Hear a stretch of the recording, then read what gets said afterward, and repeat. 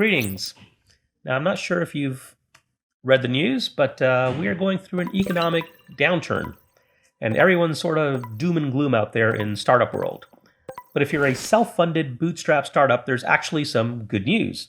There are several ways the economic downturn can actually help you as a self-funded entrepreneur.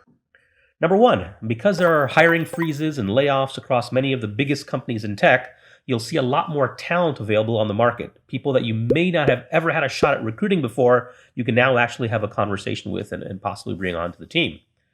Two, the team you have now is more likely to stick with you.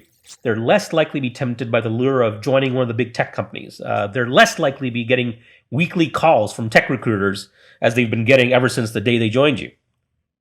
Number three, remember how you used to get a bit of a mini ulcer every time you heard news of one of your competitors raising a mega round of capital, like $50, $100, $200 million?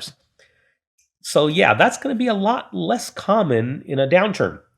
As a result of which, number three, all those mega funded startups aren't going to be driving up the cost of Google AdWords as much as they used to be doing.